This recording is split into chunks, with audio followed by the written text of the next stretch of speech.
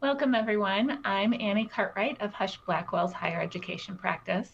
Thank you for joining us today for our webinar on bullying and other mistreatment in academic medical research. Before we start, we have a few housekeeping items. You'll see application icons at the bottom of your audience console. Please submit any questions you may have during the webcast via the question box, and we'll try to answer any we can during the program. And if a fuller response is needed, we will try to get back to you after the webinar. A PDF of the presentation is available in the program materials folder, and the program has been approved for complimentary continuing legal education credit. Live attendees may report their hours by clicking the CEU icon at the bottom of the screen, and a certificate of attendance will be emailed to you along with a recording of the webcast for watching and sharing.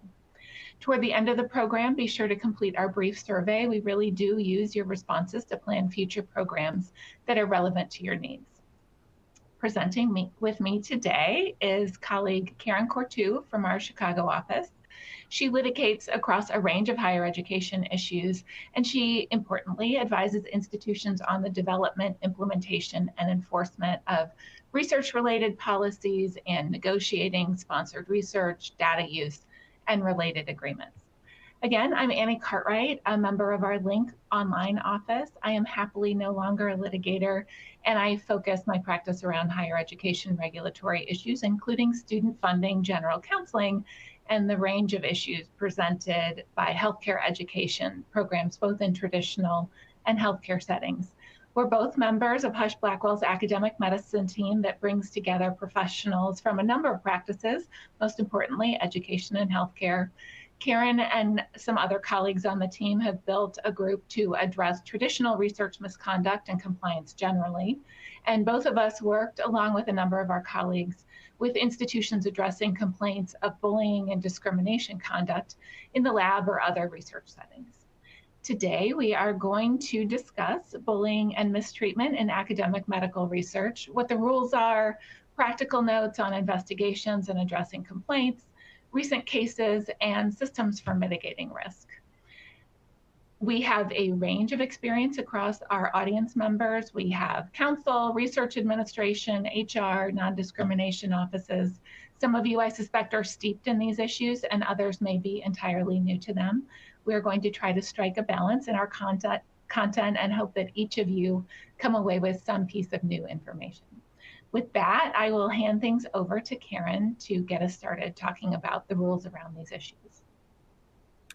Thanks, Annie, and thanks to everyone for being here. This is one of our favorite topics, but only because it is thorny, and that's how we like things in higher education. I will get us started with a grounding in some of the obligations and why this topic is timely right now. There are many reasons why you might want to be thinking about this. Maybe you have a case at your institution, or maybe you're anticipating something coming along. From our perspective, we see this quite a bit among our clients, and there's a couple of reasons for that. Number one, as you may know, some of the major funding agencies in the federal government have implemented new requirements addressing these issues, addressing discrimination, harassment, bullying. And so it's important to keep those front of mind.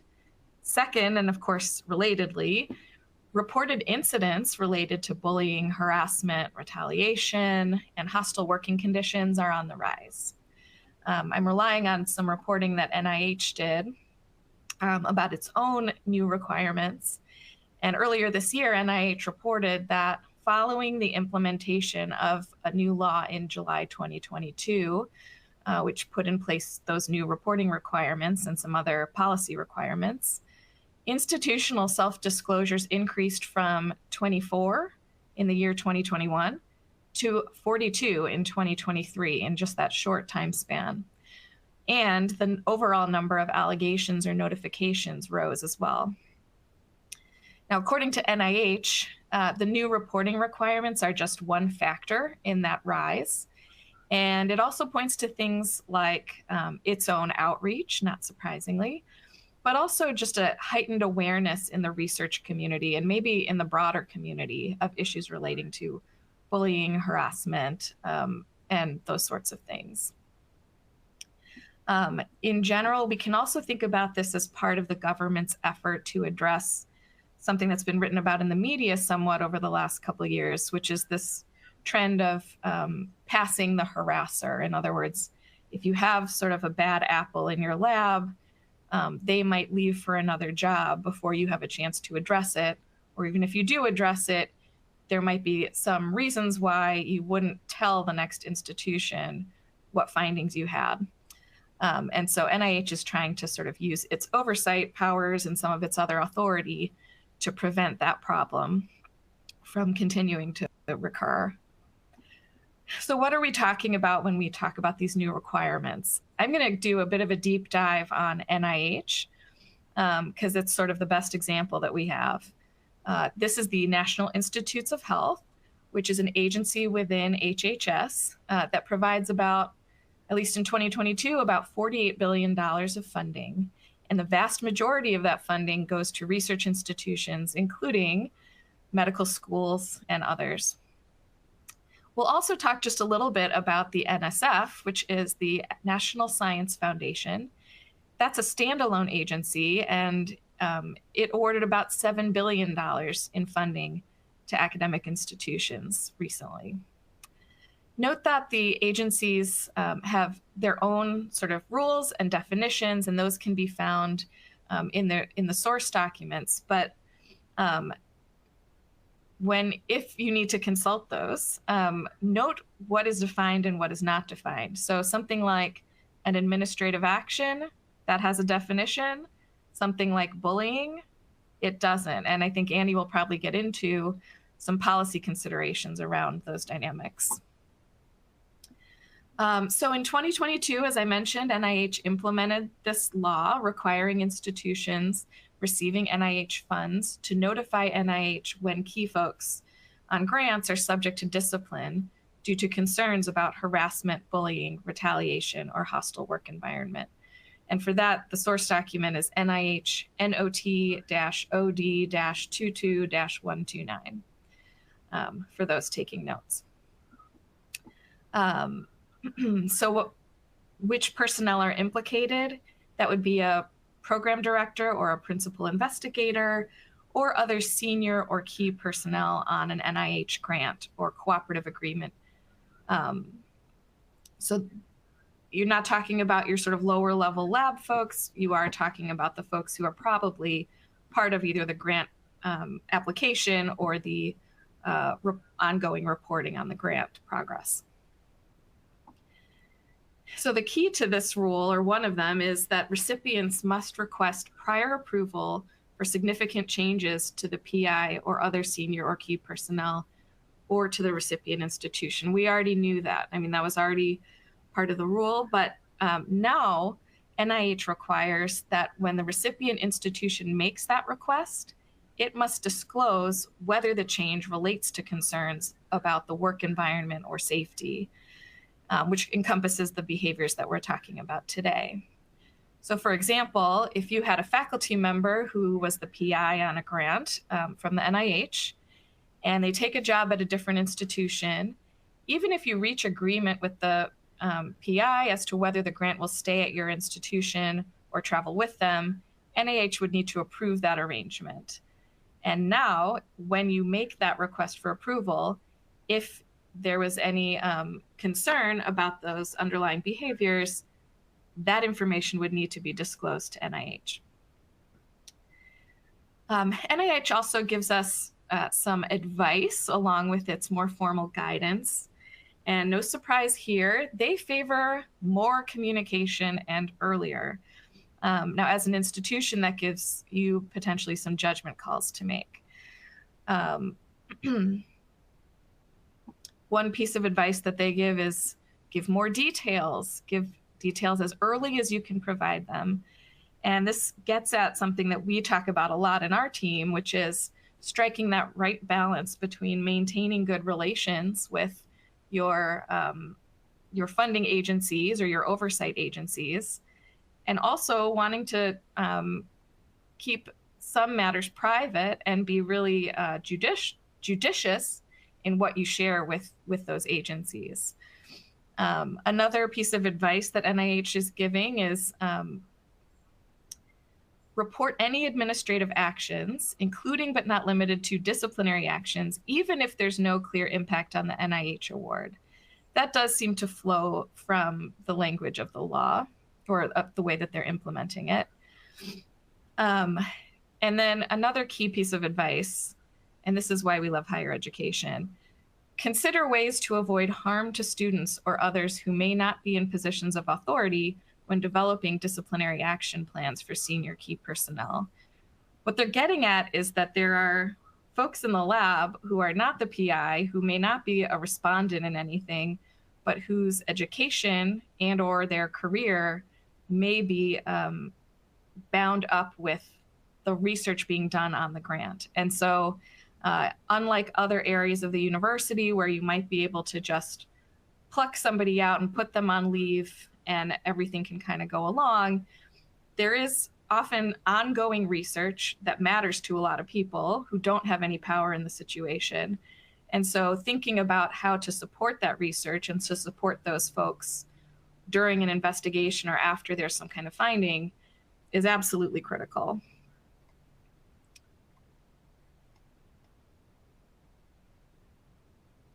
One red flag that I wanted to mention that NIH has written about is, for example, if you have a principal investigator, a PI, who's put on administrative leave, which is fairly routine if there's allegations, but they're still leading the grant and nobody tells NIH about it, that would be a red flag to them, because if they are on leave and therefore don't have access to the research facilities, then are they fulfilling the role of a PI under the terms of the grant? Maybe, maybe not. So that's one thing to look out for as well. NSF also has a rule. It requires its grantees, its recipients, to notify NSF. They have a dedicated web form for this, as does NIH, if there is harassment, including sexual harassment or sexual assault or other forms of harassment, if a PI is placed on administrative leave, or if there's any administrative action related to a harassment or sexual assault finding or investigation, that all needs to be reported to NSF. And they actually give you a timetable of 10 days to report that to them. By the way, NASA also has its own guidance on the issue, and other federal agencies should be checked both in terms of what guidance they have and also what is in the terms and conditions of the grant to see if there are similar requirements. If you would like more information about this, by the way, I would recommend a couple of other sources. There are a couple of great NACUA conference sessions on this topic, one in November 2022 on toxic lab environments, one in June 2024 on demystifying obligations under exactly the programs we're talking about. One final note about these rules, there's so much to say about them. We've really just kind of scratched the surface, but like in so many things involving academic medical centers, there are overlapping obligations here, which is partly why there are other policies and institutional stakeholders implicated. Oh, excuse me. So we've listed some in the slides to come, and I'll come back to that. I see we have a couple questions, so that reminds me, we had a poll question just to gauge the level of experience in the crowd. If you'll indulge me, here's the question. To your knowledge, has your institution made a report to a federal funding agency on an issue of bullying or harassment in the research environment? Is this a situation that you at your institution have faced? The question is yes, no, not sure, and we'll give you a couple minutes just to respond.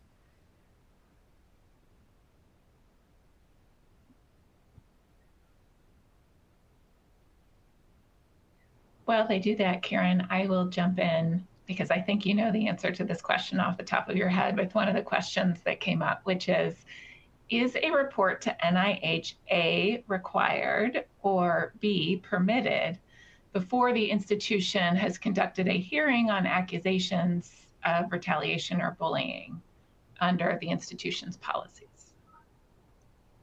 Often, yes. Often the report must be made before you're able to get through your whole process, whether it's this process or a disciplinary process. I mean, you might have a student process. There's all kinds of overlapping hearings you might be referring to, but the answer is yes. They actually give you, NIH gives you 30 days, NSF gives you 10. So the expectation is this is really a notification of the concern, not necessarily of the outcome. Is that the answer you were expecting, Annie? It was in more detail than I could have pulled off the top of my head. Good. All right. Well, with that interlude, let's see how much experience we have among us. Last 5 seconds. Great. Okay, so 28.4% of you have faced something like this. 25% have not, and 46.6% say, I'm not sure. And after today, you might be hoping not to face one at all. But we want to give you some confidence that you have everything you need at your institution to address these things. Thank you for responding to the poll. This is just your reminder when I was mentioning overlapping obligations. None of this displaces your existing statutory obligations, your Title VI obligations to your students, Title VII obligations to your employees, Title IX obligations across the institution. And that's just a smattering. That's not intended to be exhaustive. So between that and also the terms and conditions of your grant awards, any affiliation agreements that might be implicated, there are many, many considerations. And that's why it's good at the outset to think about who needs to be coordinating on all of this. Is it going to be quarterbacked by the Office of Legal Counsel or the Office of Research? At what point may there be a faculty disciplinary issue, that sort of thing? And then just as another layer of complication, as we know, there are rules specific to research misconduct. So sometimes allegations of a toxic lab environment or bullying or hostile work environment will come out when you're looking into allegations of plagiarism or falsification or fabrication under the federal definition of research misconduct. So you're going along with your mandated research misconduct procedures, and you learn that there's this overlay of bullying or harassment. And now, in addition to potentially dealing with ORI, if you're within HHS, the Office for Research Integrity, you may also be needing to get in touch with the funding agency about some of the same issues. So that's something to just be aware of. If you're used to having two things on your screen while you think about how to proceed, you might have your institution's policy and the research misconduct regulations up on your screen. Now you want to put a third one, which is at what point in this process might we need to make a notification to NIH, NSF, or NASA, or name your other federal funder. So with that note of hope, I'll turn things back to Annie for investigations and practicalities. Thank you, Karen. And we have another question that I think you can probably answer off the top of your head while we transition, which is, can faculty or researchers file complaints about bullying or harassment directly with an agency? The answer, I know the answer because I've had this come up a few times. It's kind of a separate process from what we're talking about today. But yes, you can make a complaint like that. As we know, our clever complainants at our institutions can often find multiple outlets for their complaints, and this is one of them. Yeah,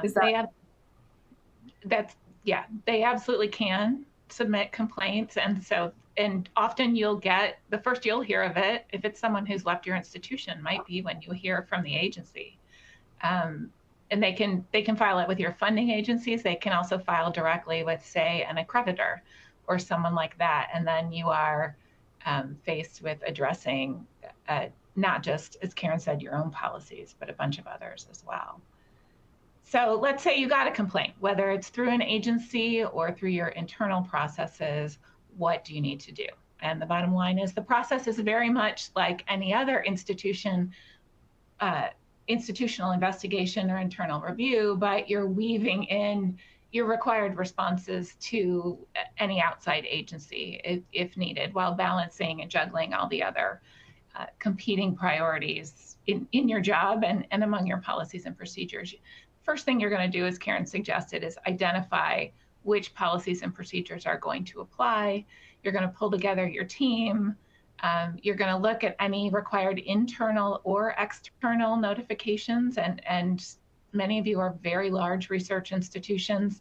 You might have internal obligations to notify other offices kind of across the board. So you may have quite a range there. And then you're going to conduct your review according to your policies and protocols and follow up with any needed sanctions or remedial efforts. Karen talked about policies. You might have your non-discrimination policies, certainly your grant administration policies, research integrity, and those retaliation policies. But you might also touch on broader policies, general workplace policies like managers or supervisor responsibilities. Certainly your internal investigation procedures will come into play. You might have state laws that you need to juggle that sort of broaden your obligations. And then these issues can even touch on patient care or privacy or safety. If you're dealing with, say, human subjects research and you need to make sure that not only are patients receiving care, they're doing so in line with your grant obligations, you may need to reach out to those other policies. If you have a resident who has problems, whose mental health is impacted by mistreatment in the research setting, that may impact patient care. So you may reach into that area at all. If you've been in contact with the NIH, you will know what your allegations are. Otherwise, the allegations you've received internally are probably your best starting point for determining which among these types of policies apply. Some institutions expressly address bullying or similar mistreatment either within workplace policies or in standalone policies already. They have sort of an express bullying type policy, and others rely on their existing policies like those we talked about on the slide before, and they kind of count on those to catch potential mistreatment allegations. Those might include all sorts of, those internal workplace policies that we touched on. There's a decision to be made in that if you try to identify what bullying is, you may pin yourself to a particular definition that may vary from an agency's definition. And these agency definitions are evolving, and the guidance they're issuing is evolving. So consider whether you want an express policy or whether you want something more aspirational or prescriptive, or you don't want any specific policy at all so that you have flexibility to deal with individual situations. Let's take a look at some aspirational policy language. If you are a public institution, particularly concerned about, say, restricting expressive activity, then you might want to simply have an aspirational policy so that you don't get sort of trapped into free speech arguments when it comes to kind of these gray areas that we'll talk about as to what defines bullying. Let's look at an example of aspirational policy language. Here we have language that might say employees or managers or leaders are expected to, or should be doing, or should be striving for things like fostering respect and civility, providing constructive feedback, ethical conduct, working towards integrity, leading by example, modeling appropriate behavior. These are all helpful. They're certainly things all of us, I would like to think, expect from our workplace environment, but they're not always super clear about what's expected. So some institutions work to provide more of a definition on what bullying is or similar mistreatment is. Typically, they say it needs to be repeated. So this is not one temper tantrum on the part of someone with supervisory authority in academic medicine. It's inappropriate or less favorable, so that's still pretty vague. It can be direct or indirect. It typically causes things like humiliation or degradation, intimidation. It can be in front of others. We often see these allegations arise where feedback, constructive or otherwise, is given at things like meetings or on rounds in a way that the target finds humiliating. And typically these policies include more concrete examples, at least as concrete as they can get. It might include things like threatening someone's work status, deliberate exclusion from department activities, persistently singling out one person for criticism, shouting, yelling, screaming, swearing. Again, it needs to be repeated. It's not just one slip of the tongue or one short incident. Public reprimands, repeatedly accusing someone of mistakes, especially if mistakes can't be documented. It's wholly subjective. Excessive micromanaging, constant criticism, unreasonable demands, excessive work hours, that kind of thing. So let's move to our next poll question. Does your institution have a policy prohibiting expressly addressing or defining bullying? Yes, no, or I'm not sure. Do you have an express bullying type policy at your institution? We're seeing more and more of these recently, but I don't know sort of where the bulk lies. So let's see where it lies within our institutions. Annie, I'm going to say, go ahead, Karen. Sorry to jump in. Do you agree that sometimes it feels like there is more, at least over the last few years, there has been more pressure to define bullying or an expectation that would be within your policies? Certainly. I think agencies have conveyed that they expect some sort of bullying type policy, and that the agencies may be holding your institution to certain standards, defined or otherwise, such that at least if you have a policy or you've done some work, even if it's short of policy and procedure, to address these issues ahead of time, that can certainly be helpful for your institution. So I think we're seeing a trend, but there's a downside to having a policy too. Again, it locks you into a particular definition, and it is very difficult to define the line, as we'll talk about in a minute. So it looks like we're about 50-50 here. Of those of you who know, about half of you, at the slight majority, have an express policy. Some of you don't. And again, I think that's quite a reasonable choice.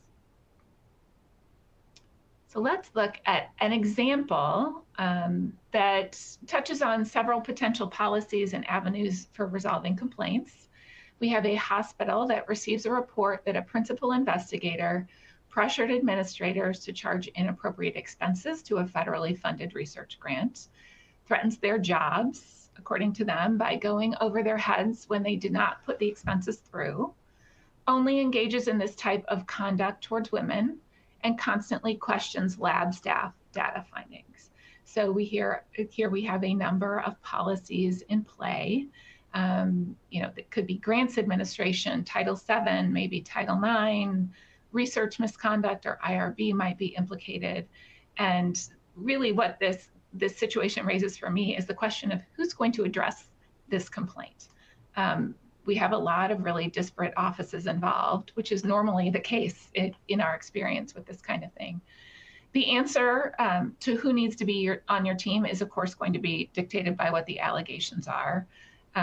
Your policies and procedures might provide a clear pathway. Some of you have sort of catch-all policies and procedures that default to a particular pathway or set a hierarchy. The institution would probably benefit in these cases from having counsel weigh in.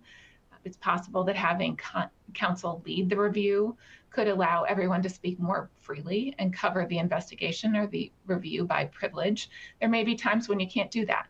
If you have, say, a Title IX investigation at an institution funded by the Department of Education, we don't do investigations under privilege there. So it's something one needs to be mindful of. Whoever's on the team, we certainly recommend collaboration so that the right arm knows what the left arm is doing. The different offices involved here have competing priorities. You know, the fiscal office wants to make sure that grants are administered appropriately. The Title IX office wants to make sure we're meeting our, check the box, very prescriptive Title IX obligations. And we need to bring everybody together so that we have some collaboration there. We also want to make sure that any messaging we're giving outside of our team is coordinated so that we're not giving parties or witnesses conflicting messages, and so that the decision-making and processes are timed appropriately. Where we do have a variety of issues in play, we might need multiple investigators, or we might need to designate an investigator that's familiar with all of the issues at hand. If we need agency notification, recommending a single point of conduct is usually best practice. I know that's what most of you do, but we have seen times when you have multiple people speaking to your agency representative or your agency liaison, and that can cause confusion, to say the least. You might need to develop a plan on what to do if a respondent leaves mid-review. If it's a PI, and we're sorry to pick on PIs here, but they have a lot of power, and often PI investigations can cause the most disruption. You might need to do some succession planning. And so you might need to bring in someone who isn't directly related to the allegations, like HR if that's not at issue, or other leadership to do that kind of succession planning.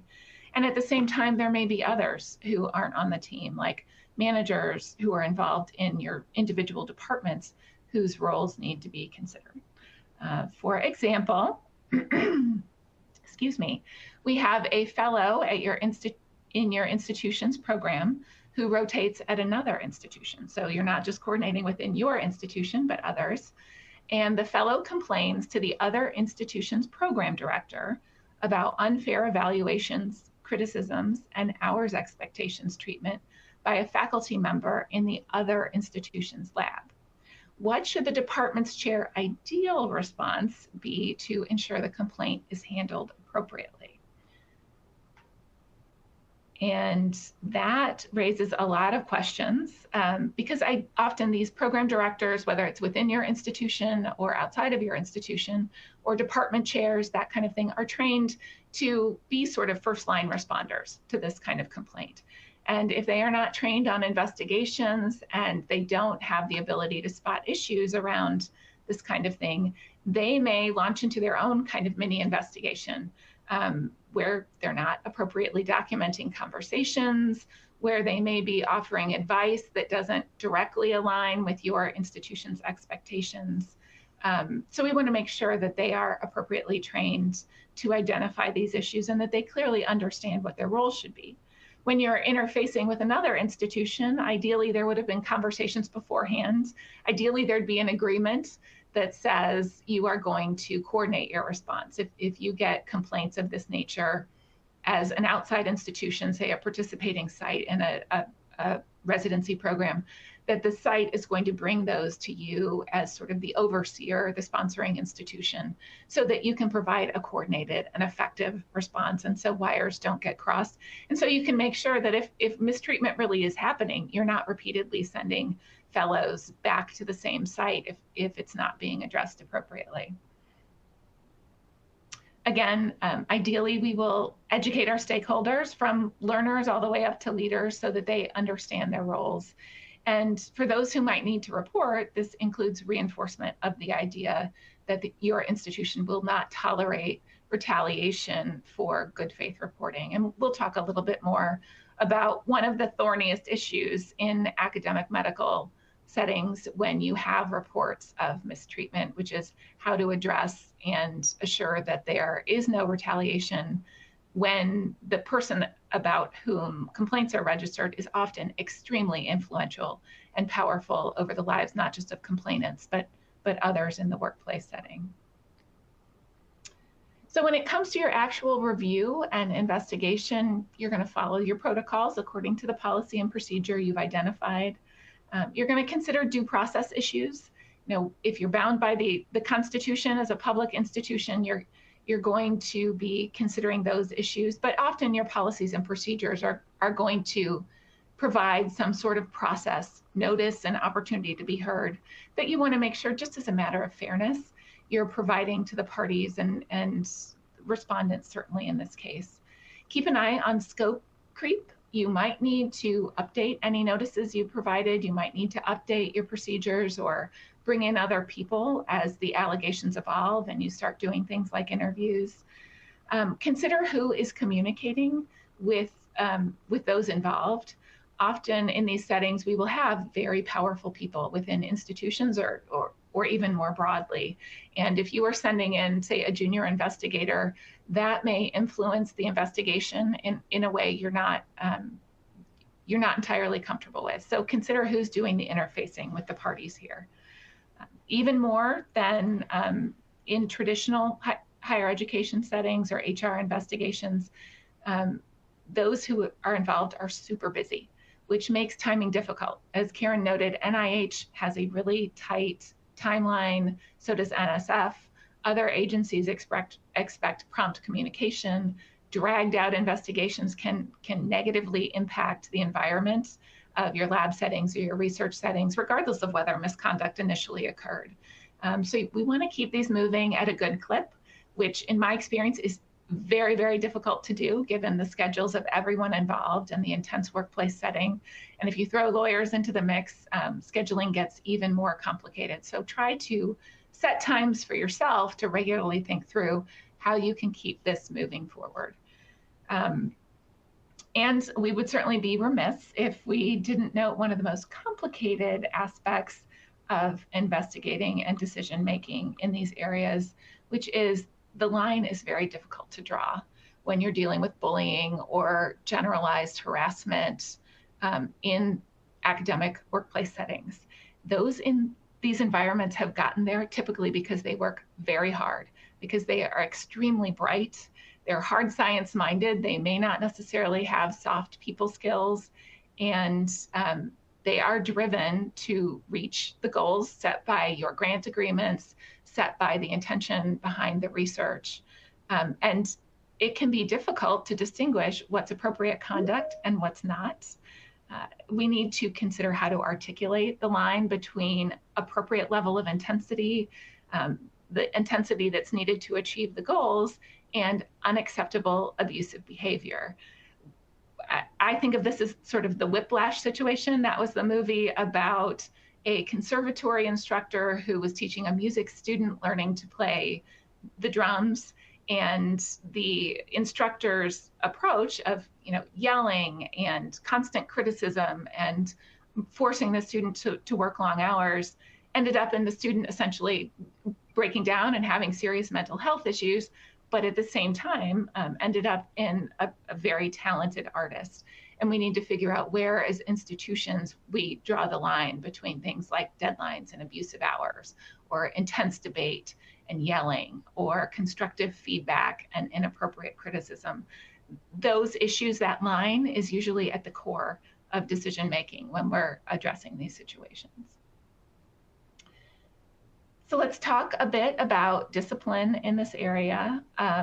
If unacceptable conduct has occurred and your fact finders have made that decision, you need to consider whether discipline is warranted, or even if it's not, whether, even if a policy has not been violated, whether other remedial action is needed. In making these decisions, you might need to decide where agency expectations fit in. One colleague commented that he doesn't think that NIH, for example, is interested in micromanaging your employment decisions. More importantly, it wants to see effective action that ends any abusive learning or working environment. If you're dealing with an agency, there'll probably be some back and forth around the decisions you've made as to discipline or remedial effort. So it may not be a one and done. There may be ongoing work to do there. And whether you're going to want to look at, what are the circumstances of this individual respondent? Has there been progressive discipline? Is is this a situation where progressive discipline isn't called for because the circumstances are so severe that replacing the individual is the better course of action? When you're sharing information about outcomes, consider your communication plans. As Karen suggested, if your decisions have to be conveyed to an agency, consider the appropriate level of detail. Consider your privacy obligations to people who may be your employees or your students. Whether anything that you provide to the agency in terms of documentation might need to be redacted or marked for FOIA so that it doesn't become publicly available. You might also need to consider traditional remediation. Is additional education needed here? Are there additional protections that should be in place for the people who are still working in the environment after an accusation has been raised, even if there was ultimately no finding of a policy violation? What steps do we need to take to make sure that doesn't happen again? Let's talk a little bit about ongoing agency responses and obligations. You might need to file responsive submissions as the questioner asked before you've reached an actual decision. You certainly might need to notify the agency if you found a policy violation, bullying, or a disruptive working and learning environment. Certainly if you found sexual harassment. It's possible that an agency would take the position that you need to report even when non-disciplinary action is taken. As Karen alluded, if you've suspended someone pending an investigation, that might be something an agency would say needs to be reported to them, even though no finding has been reached, and it's really sort of a placeholder step. Again, consider how much information should be conveyed to the agency in light of the agency's goals. I mean, if the agency's goals are a constructive working and learning environment, the information they need is probably that you are taking steps to ensure that that happens. For NIH, as to what can happen if there is a finding that you haven't been honoring the conditions of your grants, NIH says that its oversight authority may allow it to provide certain conditions on, or even suspending or terminating an award. NIH generally seeks to work with you to go back and forth to help bring your institution or your particular research setting back into compliance. It's usually not a quick process for NIH to withdraw your award or terminate your award, but know that that could happen. It might coordinate with individual funding institutes on grant management actions. That might include you having to identify a replacement principal investigator on an award, or remove certain individuals who are working on an award. It could hold pending awards associated with the PI of concern while compliance issues are addressed. It could decline to transfer an award if the PI wants to leave pending the investigation. And it might require reporting requirements like ongoing monitoring. And that idea that the PI may leave pending an investigation may, jumping back to what we were talking about as to forming your team, you may need sort of succession planning around that to make sure that you are prepared, either if the grant walks away from you, or if you need to appoint an alternative PI or someone else to take over the lab so that you can provide appropriate remedial measures. So with that, I will hand it back to Karen to talk us through a couple of case examples. Thanks, Annie. All very important food for thought. And along a similar vein, the couple cases that I'm highlighting here are not intended for the particulars of how the case came out or what's really in the opinion, but more as because of the questions that they implicate in this area. So a couple of sort of interesting situations, starting with Doe versus the University of Texas MD Anderson Cancer Center. So here we have a situation in which a medical student who worked in a research lab of a public university claimed that the university mishandled an investigation that he had sexually harassed and stalked a fellow graduate student who worked with him in the lab. So the plaintiff was placed on paid leave while the allegations were investigated. He was ultimately not found responsible for some of the policy violations that were alleged, but he was found responsible for violating the code of conduct requiring mutual respect and some related concepts. The critical fact, it seemed, at least from what we get in the opinion, was that after the complainant asked him to leave her alone, he didn't leave her alone, and he admitted as much in the course of the investigation. So one thing that I wanted to highlight here is the allegations were investigated both by MD Anderson in its capacity as his employer, because that was where the research lab was, and then also by the university in his capacity as a student. This is not that unusual when you have graduate student workers sort of wearing both hats. And so those parallel or serial investigations can come up quite a lot. In this case, the plaintiff alleged discrimination. There was a motion to dismiss, and it was granted in part, denied in part. Again, some of that are technicalities of the pleadings, but the couple questions that I wanted to highlight and make sure that we're all thinking about is, number one, that dual role that this plaintiff had. And number two, how might institutions implement training and oversight to prevent these sorts of situations? We don't have that much information from the case about what had already taken place in that lab environment and at the university.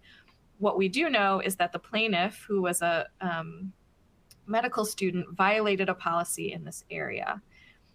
So what else could we be doing? Even if we take compliance as sort of just a basic threshold, and then prevention as sort of the next step, what else could be done at our institutions to prevent this sort of thing, to do more training than may be required, or to do the required training in a way that minimizes your risk in this area?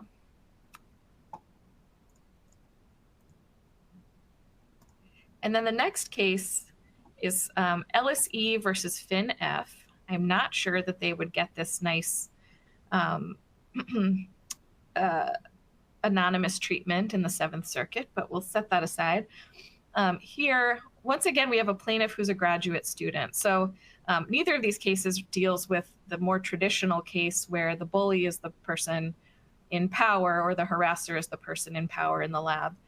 But rather, we have a graduate student who is not getting along with his fellow lab members. He raises allegations of research misconduct. Those are not substantiated. The relationships are deteriorating, and his behavior is getting more and more erratic. And the defendants are the institution and the professor who was the director of the lab where he worked. And we see the institution and the professor being, at least from what the case tells us, quite deliberate in trying to address this person's behavior, trying to maintain the environment in their lab, ultimately culminating in a lot of conversations with him and about him by the administrators and the faculty, and also even a temporary involuntary hospitalization of him, again, based on the account given by the defendant. So the plaintiff didn't like how he was being treated, sought protection from what he called the harassment of the professor and the university. And interestingly enough, the court granted it. The court found 5 instances of harassment made up by these communications, again, with him or among the administrators about him. And the part where I really gasped reading this was that the court ordered the defendant to restore the plaintiff to his position in the lab. Now, the appellate court reversed, finding that there wasn't an adequate basis for that order. But setting aside, once again, the particulars, a couple of questions that this case raises for us. Number one, if you do have problematic behavior by one of your graduate students or one of the student workers in the lab, not the clinical lab director, what recourse do you have? And then number two, in a world where the appellate court, let's say, did not reverse, what if you're just stuck with that order telling you have to take this person back into your lab? How do you comply with that order in a way that protects, again, protects your working environment, protects the research, and also manages your retaliation risk, because if you ultimately find that that person violates another policy or steps out of line again, is the next thing he's going to claim retaliation, probably. So more questions than answers from these couple of cases, but I thought very interesting fact patterns and ones that might not be top of mind for even those of us who practice in this area. And Annie, I will turn it back to you to talk a little bit more about what to do with those risks that I just highlighted, and then I'll disappear for you. Thank you. So looking to these risks, and some of them are self-evident. The lawyers care the most about things like complaints and your agency relationships, and certainly litigation, especially if we're dealing with discrimination allegations or some sort of extreme abuse like physical abuse. Those are your biggest sort of legal risk areas.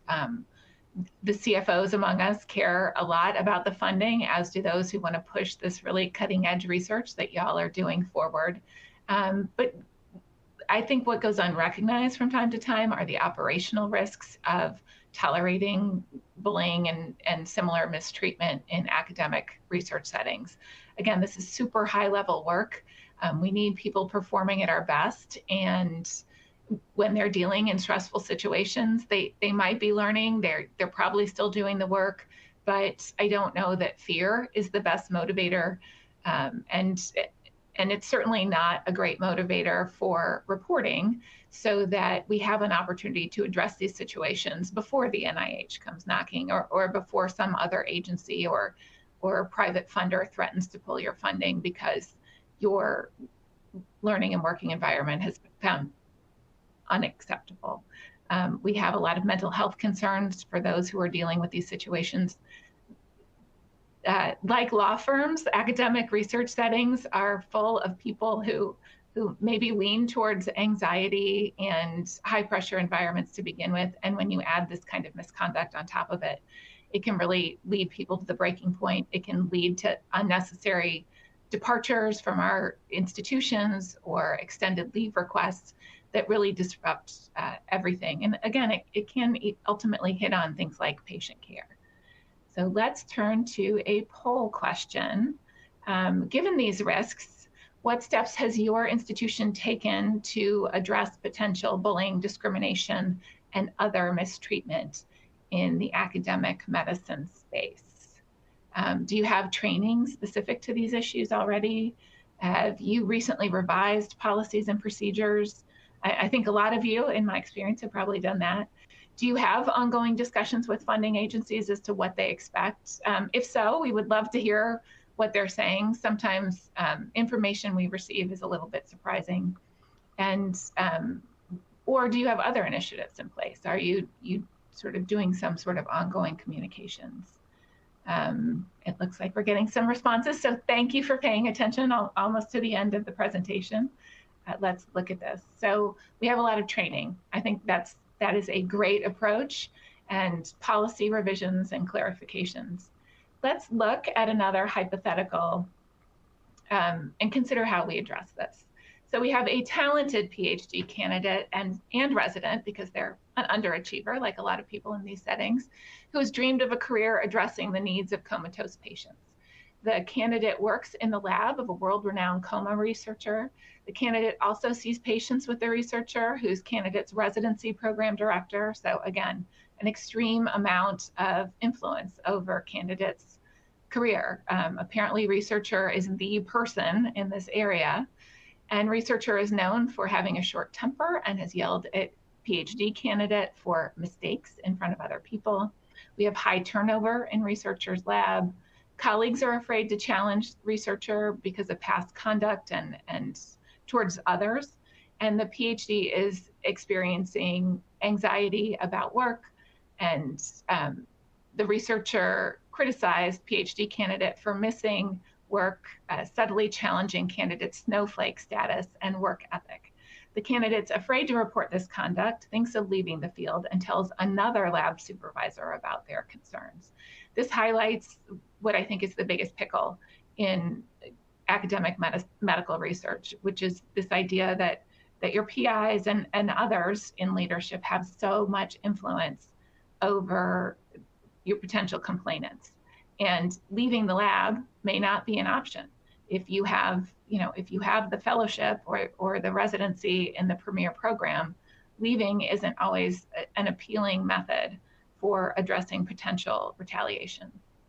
So the first thing we want to do is communicate, as we've been talking about, that you won't tolerate retaliation. We might need to define what retaliation is. Sometimes we'll see complaints about basically as a simple work agreement as a work decision that is certainly within the leader's purview with which someone disagrees. Day-to-day management decisions isn't what we're talking about here. We're talking about adverse action due to some sort of protected activity. So in this case, it would be complaining about bullying. And then think through different options you can offer, either generally or particular to an individual who may be dealing with a retaliation situation or one in which they're afraid of retaliation. We can try alternative lab placements. That's not always great. We can look at whether remote work could work. Consider what checks and balances there are in your lab environments. Could you have a second reader of any grades or evaluations? So it's not just the respondent who is overseeing the person who complains about them. Could you have, guidance or education for the respondent on things like how not to disparage those who've complained about you publicly at conferences or in the broader, academic medicine community outside your institution? That bleeds into the free speech issues we discussed earlier. So particularly if you're a public institution, but even if you're simply dealing with academic freedom policies, you want to tread carefully there. Preferably you'd get some sort of agreement from respondent not to talk badly about PhD candidate in this case. And then there's an idea that's been floated that kind of brings together some concepts that can help with fears of retaliation, which is the idea of a non-retaliation plan. I will not take credit for it and give credit where credit is due.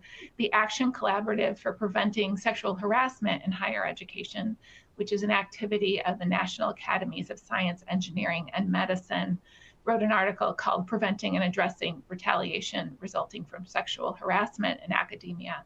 And it puts forth this idea that almost like a disability accommodation plan, you can work with an individual to identify their particular needs and goals and craft a case-by-case non-retaliation plan that might balance the needs of everyone involved. And those can provide some assurance to those who are considering moving forward with a complaint.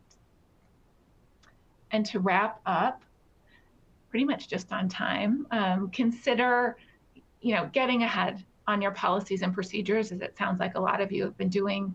Consider whether your academic research projects have appropriate structures in place to account for this sort of thing. Do we have appropriate checks and balances in place?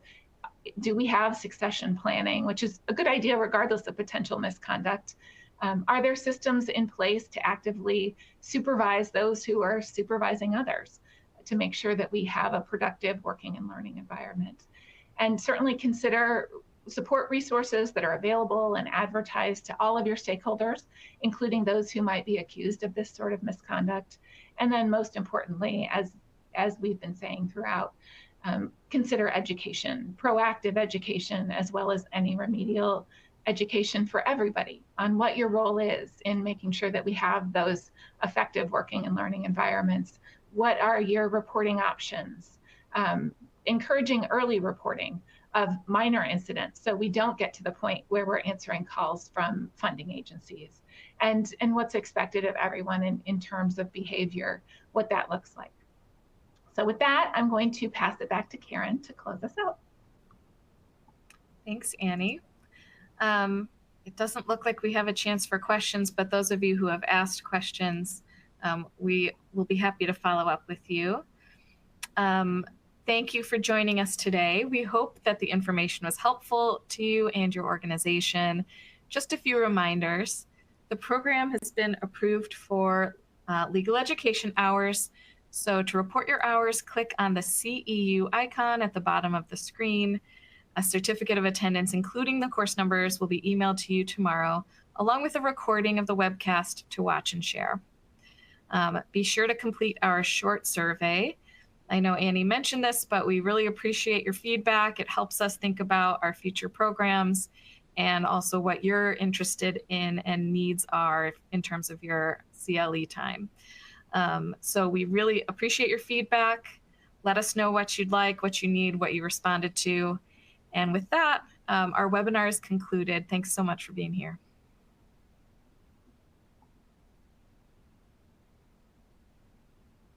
Perfect. We are off.